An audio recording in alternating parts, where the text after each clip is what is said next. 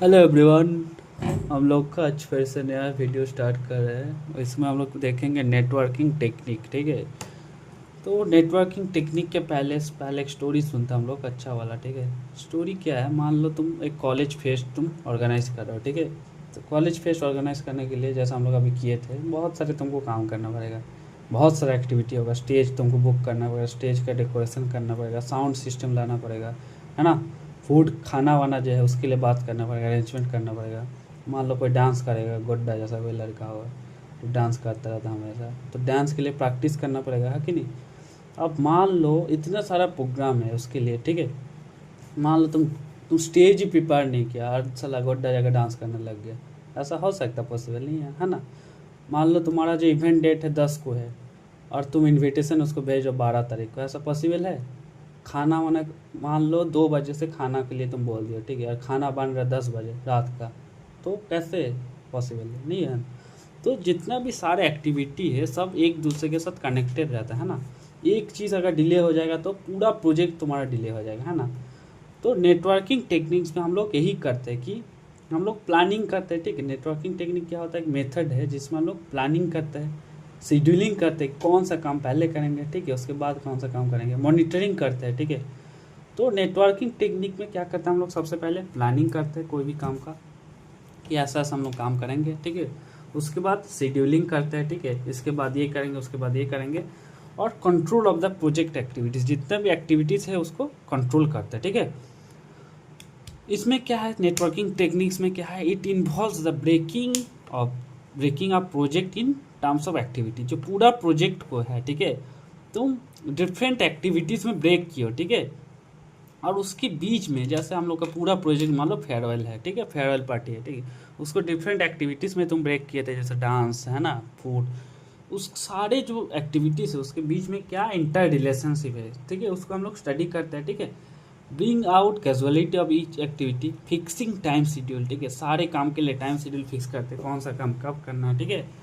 और to complete the project in target date, हम लोग एक टारगेट डेट होता है, ठीक है, उसके बीच में हम लोग को प्रोजेक्ट को कंप्लीट करना है। ठीक है, तो नेटवर्किंग टेक्निक्स का दो मेनली 2 टाइप का मेथड्स है। ठीक है, एक है सीपीएम, ठीक है, सीपीएम पार्टी नहीं है, ठीक है, सीपीएम है क्रिटिकल पाथ मेथड, ठीक है, और एक है पीईआरटी। ठीक है, अब तो सबसे पहले हम लोग देखते हैं सीपीएम। सीपीएम क्या है, क्रिटिकल पाथ मेथड। ठीक है, क्रिटिकल पाथ मेथड का समझने के लिए मान लो तुम एक घर को कंस्ट्रक्ट कर रहे हो, ठीक है, घर बना रहे हो, ठीक है, तो जो घर बना रहे जो ठेकेदार होता है उसको पता होता है कि हाँ सीमेंट वर्क के लिए मुझे 5 दिन चाहिए, पेंट करने के लिए 3 दिन चाहिए, इलेक्ट्रिकल जो काम है उसके लिए मुझे 4 दिन चाहिए। ठीक है, तो क्यों पता है, क्योंकि बहुत दिनों से जो काम वो कर रहा है सारे कॉमन काम है, रिपीटेटिव काम है। ठीक है, तो इसलिए तुम टाइम जो है एस्टिमेट तुम एक्यूरेटली एस्टिमेट कर सकते हो। ठीक है, तो क्रिटिकल पाथ में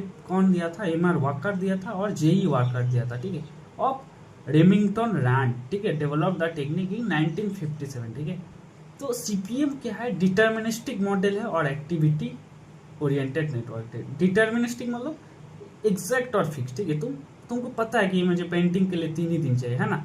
और एक्टिविटी ओरिएंटेड मतलब बहुत सारा एक्टिविटी रहता है, कंस्ट्रक्शन, पेंटिंग, राइटिंग, ठीक है, ये सब काम रहता है। ठीक है, it consider the cost of performing various activity, ठीक है, तुम्हारे प्रोजेक्ट के अंदर जो भी एक्टिविटीज़ है, ठीक है, उसके लिए कितना कॉस्ट आएगा वो कंसिडर करता है। ठीक है, और assumes precise known time for activity, ठीक है, इसमें जो है हर एक्टिविटी के लिए कितना टाइम चाहिए वो प्रिसाइजली है मतलब एज्यूम कर सकते हैं। ठीक है, इसके लिए कोई स्टैटिस्टिकल कॉन्सेप्ट नहीं चाहिए। ठीक है, इसके लिए मतलब स्टैटिस्टिकल हम लोग कॉन्सेप्ट नहीं चाहिए। ठीक है, जो टाइम रिक्वायरमेंट है, ठीक है, वेरियस एक्टिविटीज़ के लिए जितना टाइम चाहिए उसको हम लोग पूरा अच्छे से डिटरमाइन कर सकते हैं। ठीक है, takes into normal and crash time, ठीक है, 2 टाइप का टाइम होता है। एक नॉर्मल टाइम मतलब कोई भी प्रोजेक्ट कंप्लीट करने के लिए कितना रेगुलर टाइम कितना चाहिए, ठीक है, उसके लिए नॉर्मल कितना कॉस्ट चाहिए। ठीक है, और क्रैश टाइम मतलब तुम चाहते हो कि मैं मिनिमम पॉसिबल टाइम में वो चीज़ को कंप्लीट कर लो। ठीक है, तो मिनिमल तो तुमको ज़्यादा लेबर वगैरह चाहिए, है ना, तो इसलिए कॉस्ट इसमें बढ़ जाता है और रिसोर्सेज मोड यूज होता है। ठीक है, उसके बाद सेकेंड आता है पीईआरटी, ठीक है, program evolution and review technique. ठीक है, program evolution and review technique, ठीक है, ये 1958 में डेवलप हुआ था, ठीक है, बाय द यूएस गवर्नमेंट। ठीक है, क्यों यूएस गवर्नमेंट क्यों टेक्निक किया, इसको इवेल्युएट किया था, फैसिलिटेट किया था to schedule planning and scheduling of Polaris fleet ballistic missile, ठीक है, पोलारिस फ्लीट बैलिस्टिक मिसाइल, ठीक है, उसको एनालाइज करने के लिए, उसका इवोल्यूशन और रिव्यू करने के लिए PERT टेक्निक, ठीक है, program evolution and review technique, ठीक है। इसमें क्या है, मान लो कोई साइंटिस्ट, ठीक है, अब वो नया रॉकेट बना रहा है, ठीक है, रॉकेट बना रहा है तो उसको उतना पता नहीं है ना कि इस रॉकेट को कंप्लीट करने के लिए मुझे कितना टाइम चाहिए, ठीक है, क्योंकि जो नया टेक्नोलॉजी है वो न्यू है ना, बहुत सारा अनसर्टिनिटी है, तो एग्जैक्ट जो टाइमिंग है वो बताना मुश्किल है, ठीक है। तो इसमें जो है तुम्हारा क्योंकि इसमें बहुत सारा अनसर्टेनिटी रहता है, रिस्क रहता है, ठीक है, तो जो डिफेंस प्रोजेक्ट है, स्पेस प्रोजेक्ट होता है, रिसर्च प्रोजेक्ट होता है, ठीक है, उसमें बहुत रिस्क और अनसर्टेनिटी होता है, ठीक है, उसमें हम लोग ये वाला PERT, ठीक है, project evolution and review technique use करते हैं, ठीक है। ये जो है the PERT approach is on based on probabilistic approach, ठीक है, बेस्ड ऑन प्रोबेबिलिटी और चांस, ठीक है। इसमें जो है total system and consist setting up schedule of dates for various test, ठीक है, एक्सरसाइज और management control mainly through project status reports and progress, ठीक है।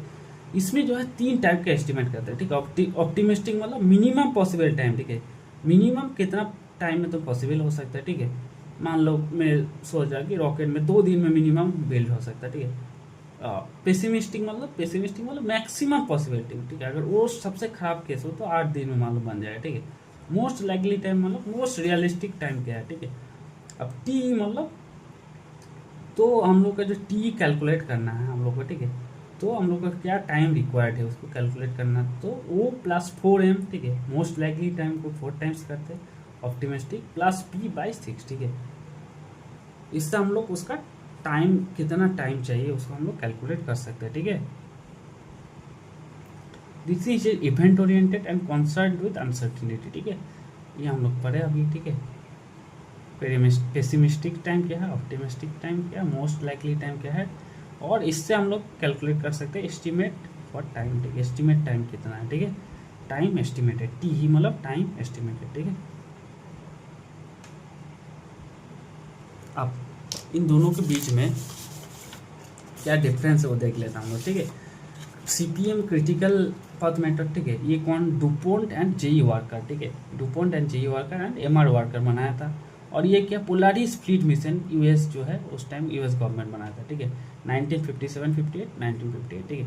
ये क्या है, management function planning scheduling and control, ठीक है, और it involves activities of non repetitive nature, ठीक है, ये activity oriented, it event oriented, deterministic और प्रोबेबिलिस्टिक, ठीक है, कॉस्ट टाइम एनालाइज करता है, इसमें सिर्फ टाइम एनालाइज करता है, ठीक है, कंस्ट्रक्शन प्रोग्राम में यूज होता है, और ये डिफेंस और रिसर्च प्रोग्राम में यूज होता है, ठीक है।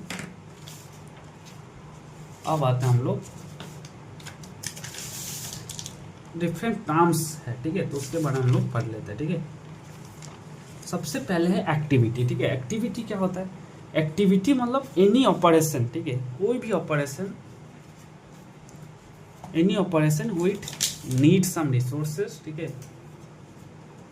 जिसके लिए कुछ रिसोर्सेज चाहिए, ठीक, कोई भी ऑपरेशन, कोई भी मान लो मैं प्लाविंग कर रहा हूँ, स्विंग कर रहा हूँ, इरिगेशन, ठीक है, उसके लिए कुछ रिसोर्सेज चाहिए, मनी चाहिए, मटेरियल चाहिए और मैन चाहिए for completion in specific time, ठीक है, स्पेसिफिक टाइम में अगर तुमको कंप्लीट करना है तो तुमको क्या चाहिए, रिसोर्सेज, मनी चाहिए, ठीक है, मटेरियल, ये सब चाहिए, ठीक है।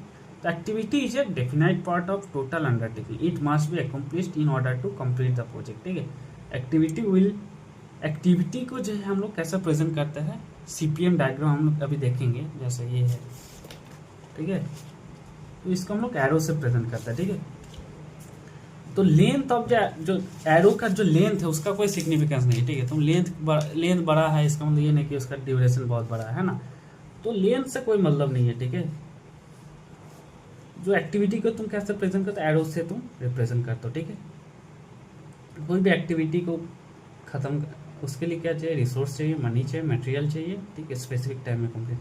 तो हेड ऑफ द एरो क्या है, हेड जो होता है सक्सेसर एक्टिविटी, ठीक है, सक्सेसर एक्टिविटी मतलब activity occurring after any activity, कोई एक्टिविटी के बाद जो एक्टिविटी आया तो सक्सेसर एक्टिविटी को हेड इंडिकेट करता है, ठीक है। और टेल किसको इंडिकेट करता है, प्रेडिसेसर एक्टिविटी, मतलब ठीक, प्रेडिसेसर मतलब activity occurring before another activity, कोई एक्टिविटी के पहले, ठीक है। मान लो लैंड प्रिपरेशन हम लोग पहले करेंगे, उसके बाद ना सोइंग करेंगे, ठीक है। तो लैंड प्रिपरेशन जो हो गया, ये हो गया तुम्हारा प्रेडिसेसर एक्टिविटी, ठीक है। लैंड प्रिपरेशन प्रेडिसेसर एक्टिविटी, और सोइंग जो है तुम बाद में करोगे, तो ये हो गया सक्सेसर एक्टिविटी, ठीक है। अब आता है इवेंट्स, ठीक है। इवेंट्स क्या है? It is a definite stage in the progress of the project, ठीक है, and indicate the beginning and end of activity, ठीक है। कोई भी एक्टिविटी का बिगिनिंग और एंड कौन इंडिकेट करता है? इवेंट, ठीक है। कोई इवेंट जो है या तो बिगिनिंग होता है या फिर एंड होता है एक्टिविटी, ठीक है। तो इवेंट जो है क्या होता है? चेक पॉइंट या फिर माइलस्टोन होता है, ठीक है। इट टेल्स एक्टिविटी स्टार्ट्स और एक्टिविटी कंप्लीटेड, ठीक है। जैसे मान लो हार्वेस्टिंग हम लोग का कंप्लीट हो गया, ठीक है, या फिर स्टेज डेकोरेशन कंप्लीट हो गया, ठीक है। ये क्या है? इवेंट है, ठीक है। इवेंट मतलब स्टार्टिंग या फिर एंडिंग, ठीक है। तो event does not consume time, ठीक है। इवेंट कोई टाइम कंज्यूम नहीं करता है। इवेंट को हम लोग कैसे डिनोट करते हैं? सर्कल से, ठीक है। और सर्कल को हम लोग 2 इक्वल हाफ में डिवाइड करते हैं, ठीक है। जो लेफ्ट वाला हाफ है, ठीक है, वो मतलब इवेंट नंबर, ठीक है। इसमें हम लोग देखते हैं जो लेफ्ट वाला है, मान लो 1, ठीक है। 1 क्या है? इवेंट नंबर, ठीक है। उसके बाद जो राइट वाला होता है, राइट को 2 पार्ट में डिवाइड किया, टॉप और लेफ्ट। टॉप वाला क्या है? EST। टॉप वाला क्या होता है? EST रिप्रेजेंट करता है। और डाउन वाला क्या रिप्रेजेंट करता है? LST, मतलब एल मतलब लो, इसलिए लो ST, LST और EST, ठीक है। EST क्या है? अर्लीस्ट स्टार्टिंग टाइम, और LST मतलब लेटेस्ट स्टार्टिंग टाइम, ठीक है। इसके बारे में हम पढ़ेंगे अभी।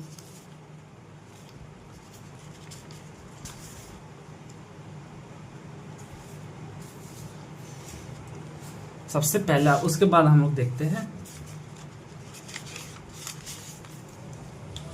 डमी एक्टिविटी, ठीक है। डमी एक्टिविटी क्या होता है? डमी एक्टिविटी होता है, it is a imaginary activity, ठीक है। इट ओनली शोज कनेक्शन, ठीक है। डमी एक्टिविटी मतलब सिर्फ इमेजिनरी एक्टिविटी है, सिर्फ कनेक्शन दिखाता है, ठीक है। इसके लिए कोई मनी नहीं चाहिए, मटेरियल नहीं चाहिए, लेबर नहीं चाहिए, ठीक है। तो इट शोज डिपेंडेंसी, ठीक है। जैसे फोटोग्राफी डिपेंड्स ऑन डेकोरेशन, ठीक है। तुम डेकोरेशन अच्छा होगा तो फोटोग्राफी तुम अच्छा होगा, है ना। Decoration depends on hall booking, hall booking तुम नहीं करोगे तो डेकोरेशन कैसे होगा? तो डमी एक्टिविटी क्या होता है? It shows the logical relationship between activities, ठीक है। डिफरेंट एक्टिविटीज के बीच में क्या रिलेशनशिप है उसको इंडिकेट करता है, ठीक है। It does requires any resources, ठीक है। अब आता है क्रिटिकल पाथ, ठीक है। क्रिटिकल पाथ मतलब लॉन्गेस्ट पाथ, ठीक है। लॉन्गेस्ट पाथ क्या? It determine the total project completion time, ठीक है। तो लॉन्गेस्ट पार्ट है, मान लो तुम घर कंस्ट्रक्ट करोगे, ठीक है, हाउस कंस्ट्रक्ट करोगे, उसके लिए फाउंडेशन चाहिए, वॉल चाहिए, रूफ चाहिए, पेंटिंग चाहिए, ठीक है। तो जो पूरा जो पाथ है, ठीक है, पूरा जो पाथ है उसको क्या बोलते हैं हम लोग? क्रिटिकल पाथ, ठीक है। इसमें कोई स्लैक टाइम नहीं रहता। स्लैक टाइम नहीं रहेगा तो कोई डिले, अगर मान लो कोई भी एक एक्टिविटी में इसके बीच में कोई खाली नहीं है, ठीक है, कोई एक इसमें डिले हो गया तो इसमें भी डिले आएगा, तो पूरा प्रोजेक्ट डिले हो जाएगा, ठीक है। क्रिटिकल पाथ क्या है? It is the longest path for completing any project, ठीक है। इसके क्रिटिकल पाथ में all critical activities and critical events in this path, ठीक है। सारे जो क्रिटिकल एक्टिविटी और इवेंट रहता है इसके अंदर रहता है क्रिटिकल, इसमें कोई स्लैक टाइम नहीं रहता, ठीक है। क्रिटिकल एक्टिविटी क्या है? दो क्रिटिकल पाथ के बीच में, ठीक है। These are activities critical path में जो जो एक्टिविटीज पड़ता है उसको हम लोग क्या बोलते हैं? क्रिटिकल एक्टिविटीज, ठीक है। इसके बीच में भी कोई स्लैक पीरियड नहीं रहता। क्रिटिकल इवेंट क्या है? All the events that fall on critical path. Critical path में जो भी इवेंट मतलब फॉल करता है उसको हम लोग क्रिटिकल इवेंट बोलते हैं, ठीक है। Critical event will have the same values of EST and LST, ठीक है। क्योंकि इसमें कोई स्लैक पाथ नहीं रहेगा, इसलिए इसका जो सारे वैल्यू इसका जो EST और LST वैल्यू सेम होता है, ठीक है। अब देखते हैं हम लोग EST और LST क्या होता है, ठीक है। EST मतलब अर्लीस्ट स्टार्टिंग टाइम, ठीक है। अर्लीस्ट मतलब सबसे मतलब अर्लीस्ट टाइम मतलब कितना जल्दी तुम कोई भी चीज को स्टार्ट कर सकते हो, तो उसके पहले तुम स्टार्ट नहीं कर सकते, ठीक है। मान लो लैंड प्रिपरेशन होगा, ठीक है, उसके बाद ही तुम सोइंग कर सकते हो, ठीक है। तो मान लो लैंड प्रिपरेशन के लिए 5 दिन चाहिए, ठीक है, तो 5 दिन के बाद ही तुम सोइंग कर सकते हो, है ना। तो मान लो सोइंग के लिए तुम्हारा क्रिटिकल अर्लीस्ट स्टार्टिंग टाइम कितना है? 5 डेज, ठीक है, 6 डेज, ठीक है। क्योंकि उसके पहले लैंड प्रिपरेशन करना पड़ेगा, लैंड प्रिपरेशन के लिए 5 दिन चाहिए, ठीक है। तो सोइंग उससे लैंड प्रिपरेशन के बाद ही हो सकता है, तो सोइंग के लिए EST क्या हो गया? 6 डेज, ठीक है। Early it is the time in which activity commences and can not be started earlier, इसके पहले तुम स्टार्ट नहीं कर सकते। उसके बाद है एलएसटी, लेटेस्ट स्टार्टिंग टाइम, ठीक है। लेटेस्ट स्टार्टिंग टाइम क्या है, latest time activity can start without delaying the project, ठीक है। आफ्टर, अगर इसके बाद तुम स्टार्ट करोगे तो प्रोजेक्ट गेट्स डिलेड, ठीक है। मान लो तुम असाइनमेंट, मान लो तुमको 10 डे 10 पे तुमको जमा करना है, ठीक है। तो तुम अगर डे 7 पे स्टार्ट करोगे तो डे 10 पे कंप्लीट हो जाएगा, ठीक है। उसके बाद अगर तुम स्टार्ट करोगे तो तुम्हारा डे 10 पे कंप्लीट नहीं होगा, ठीक है। तो ये एलएसटी मतलब तुम लेटेस्ट टाइम, कौन सा लास्ट टाइम, ठीक है। लास्ट टाइम क्या है जिसके बाद तुम स्टार्ट करो, जिस तक मतलब इस टाइम तक तुम स्टार्ट कर सकते हो, ठीक है। एलएसटी मतलब इस टाइम तक तुम स्टार्ट कर सकते हो, ठीक है। उसके बाद स्टार्ट करोगे तो प्रोजेक्ट डिले हो जाएगा, ठीक है। और उस टाइम तक स्टार्ट करोगे तो डिले नहीं होगा, ठीक है। एलएसटी मतलब वही है, ठीक है। लीस्ट टाइम एक्टिविटी, ठीक है। सेव टाइम क्या है, ठीक है। अब आता है स्लैक। स्लैक मतलब दो एक्टिविटी के बीच में क्या स्पेयर खाली टाइम क्या है, ठीक है। फ्री टाइम या फिर एक्स्ट्रा टाइम, ठीक है। मतलब डे 5, मान लो तुम डे 5 और डे 8 के बीच में तुम्हारा 3 दिन खाली है, ठीक है। तो ये हो गया तुम्हारा स्लैक टाइम, ठीक है। इवेंट स्लैक क्या है, इवेंट स्लैक मतलब एलएसटी माइनस ईएसटी, ठीक है। Latest time activity minus EST, ठीक है। अब आते हैं फॉरवर्ड पास, ठीक है। फॉरवर्ड पास क्या है, procedure in which EST values are compute, ठीक है। It start with first event and end with last event. Forward pass में हम लोग ईएसटी वैल्यू को कंप्यूट करते हैं, ठीक है। और फर्स्ट इवेंट से स्टार्ट होता है और एंड विद लास्ट इवेंट, ठीक है। तो फॉरवर्ड पास में मतलब क्या होता है, मान लो फॉरवर्ड पास में क्या हम लोग लार्जेस्ट जो कन्वर्जन वैल्यू है, बहुत सारा एक्टिविटी है मान लो, ठीक है। फॉरवर्ड पास में तो हम लोग कौन सा वाला वैल्यू लेते हैं, लार्जेस्ट कन्वर्जन वैल्यू है उसको कंसीडर किया जाता है, ठीक है। मान लो मान लो कोई मान लो तुम एक सेमिनार ऑर्गेनाइज कर रहे हो, ठीक है। तो उसके लिए हॉल डेकोरेशन के लिए मान लो 4 दिन चाहिए, ठीक है। साउंड सेटअप के लिए, साउंड हॉल डेकोरेशन डे 4 में तुम्हारा खत्म हो जाएगा, साउंड सेटअप डे 6 पे खत्म हो जाएगा, ठीक है। इन्विटेशन वर्क डे 5 में खत्म हो जाएगा, ठीक है। तो तुम्हारा लार्जेस्ट इसमें वैल्यू क्या है, डे 6, ठीक है। लार्जेस्ट साउंड सेटअप, तो तुम क्या चौथा दिन पे सेमिनार स्टार्ट कर सकते हो, है ना, नहीं कर सकते हो। 5वां दिन में कर सकते हो, नहीं कर सकते हो। तो लार्जेस्ट वैल्यू डे 6 पे तुम्हारा सारे काम कंप्लीट हो जाएगा, ठीक है। उसके बाद तुम स्टार्ट कर सकते हो, ठीक है। इसलिए जो है फॉरवर्ड पास में क्या होता है, हम लोग तो लार्जेस्ट जो कन्वर्जन वैल्यू है तो उसको हम लोग लेते हैं, ठीक है। अब बैकवर्ड पास क्या होता है, बैकवर्ड पास मतलब मान लो तुम कॉलेज में फेयरवेल होने वाला, ठीक है, 10 मई तक, ठीक है। तो अब बिफोर फेयरवेल मान लो डेकोरेशन तुम 2 दिन, डेकोरेशन के लिए तुमको 2 दिन चाहिए, साउंड सेटअप 1 दिन में हो जाता है, स्टेज सेटअप के लिए 3 दिन चाहिए, ठीक है। तो what is the least possible time each work can start without delaying the farewell, ठीक है। फॉरवर्ड पास में हम लोग क्या करते हैं कि हम लोग कोई भी टास्क को हम लोग कितना when can we work start earliest, ठीक है। कोई भी जो मान लो हम लोग का जो डे 6 पे हम लोग कोई भी काम को हम लोग कितना जल्दी स्टार्ट कर सकते हैं, ठीक है। ये हम लोग देखते हैं फॉरवर्ड पास में, ठीक है। और बैकवर्ड पास में मान लो how late can work start without causing delay, ठीक है।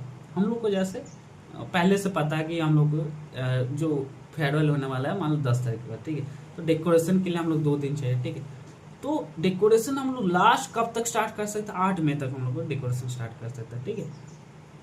ये बैकवर्ड पास में क्या है, हम लोग को जो कब फेयरवेल कब है, ठीक है, वो हम लोग को पता रहता है, ठीक है। बैकवर्ड पास में क्या है, एलएसटी, जो एलएसटी हम लोग लेते हैं, ठीक है। लेटेस्ट टाइम एक्टिविटी एलएसटी लेते हैं, ठीक है। और ये start with the last event and first event of the project, ठीक है। ये स्टार्ट होता है क्या, फर्स्ट इवेंट लास्ट इवेंट से स्टार्ट होता है, राइट टू लेफ्ट जाता है, ठीक है। लास्ट इवेंट से फर्स्ट इवेंट जाता है, ठीक है। इन कैलकुलेटर इसमें क्या है, हम लोग स्मॉलेस्ट कन्वर्जिंग वैल्यू लेते हैं, ठीक है। तो मान लो वही हम लोग बोले कि हम लोग 10 तारीख तक कंप्लीट करना, हम लोग पता है 10 तारीख को इवेंट है। तो तुमको ये जो है डेकोरेशन मान लो 2 दिन लेता है, तो डेकोरेशन तुमको लास्ट कब तक स्टार्ट कर देना है, 8 मई तक तुमको डेकोरेशन स्टार्ट कर देना है, ठीक है।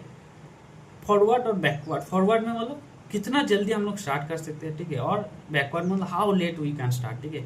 फॉरवर्ड में लेफ्ट से राइट जाता है, ठीक है, और इसमें राइट से लेफ्ट जाता है, ठीक है। इसमें क्या है, हम लार्जेस्ट वैल्यू लेते हैं और इसमें स्मॉलेस्ट वैल्यू लेते हैं, ठीक है।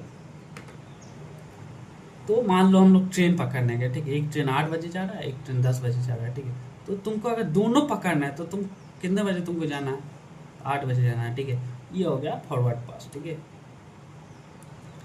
अब आते हैं हम लोग डैंगलर्स, ठीक है। डैंगलर्स क्या होता है, डैंगलर्स क्या है, loosely attach activities in a plan और project that is not properly connected to other activities and may end up suddenly without follow any continuation, ठीक है।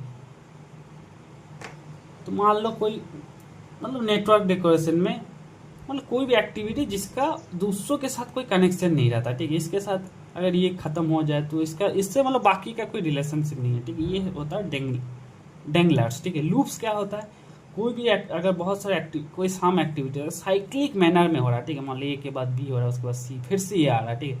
तो प्रोजेक्ट जो है कभी खत्म नहीं होता, लॉजिकली सर्कल विदाउट एंड, ठीक है। क्रैश टाइम क्या है, this is the activity in which the activity can be crash without completion. Crash time मतलब shortest possible time to complete an activity, ठीक है। मतलब रोड कंस्ट्रक्ट मतलब तुम 20 दिन में कर देते हो, ठीक है।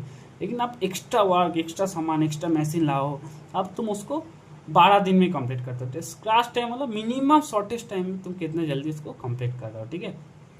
It indicate the shortest time for activity, money is not a criteria, ठीक है। इसमें मनी कोई क्राइटेरिया नहीं जाता, ठीक है। सीपीएम डायग्राम कैसा होता है हम लोग देख लिए, जो लेफ्ट में रहता है उसमें नंबर रहता है, इसमें ईएसटी रहता है और इसमें एलएसटी, ठीक है। ईएसटी मतलब अर्लीस्ट स्टार्टिंग टाइम और एलएसटी मतलब लेटेस्ट टाइम एक्टिविटी, ठीक है।